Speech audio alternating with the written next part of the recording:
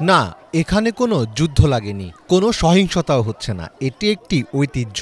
দলগতভাবে ধস্তাধস্তি করে নিজেদের শক্তি প্রদর্শন করাই একটি পুরনো ঐতিহ্য।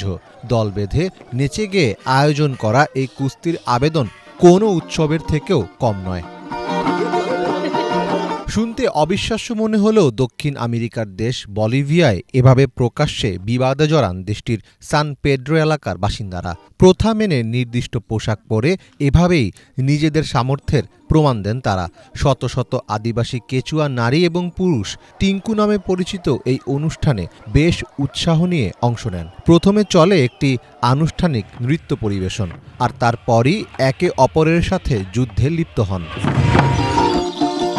স্থানীয়দের অনেকে নিজেদের মধ্যে বিভিন্ন সমস্যার সমাধান করতে পারেন না, তাই আশঙ্কা থাকে তারা হয়তো অনেক উত্তেজিত হয়ে বড় কোনো সংঘর্ষে লিপ্ত হতে পারেন। তাই রীতি অনুযায়ী প্রতিবেশীরা হাতে হাতে লড়াইয়ের মাধ্যমে বিবাদ মীমাংসার চেষ্টা করেন।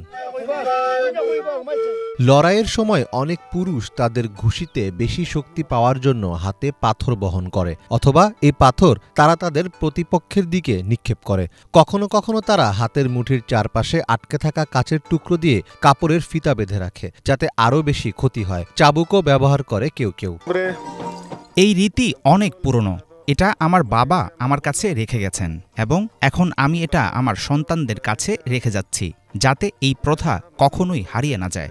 আমার বিশ্বাস আমার সন্তান এই প্রথা আমার মতো করেই ধরে রাখবে। কুস্তির ময়দানে পুরুষরা ঐতিহ্যবাহী মন্টেরাস বা মোটা চামড়ার তৈরি হেলমেট সদৃশ টুপি পরে অংশগ্রহণ করে।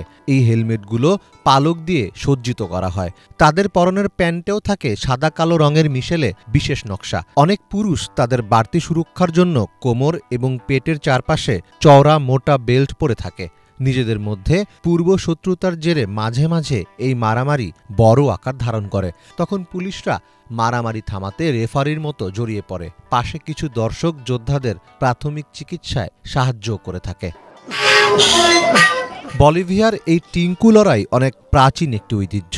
ঐতিহ্যের এই হিংসাত্মক প্রকৃতি অনেক প্রাণহানি ঘটিয়েছে, কিন্তু তাদের বিশ্বাস প্রতিটি মৃত্যু একটি বলি, যা তাদের জমিতে উর্বরতা দান করে। এই আয়োজন সাধারণত 2 থেকে 3 দিন স্থায়ী হয়। এই সময়ের মধ্যে অংশগ্রহণকারীরা মাঝে মাঝে খাওয়া, ঘুম, এমনকি পানি পান করাও বন্ধ করে রাখে। মীর ফজলে রাব্বী, বাংলা ভিশন।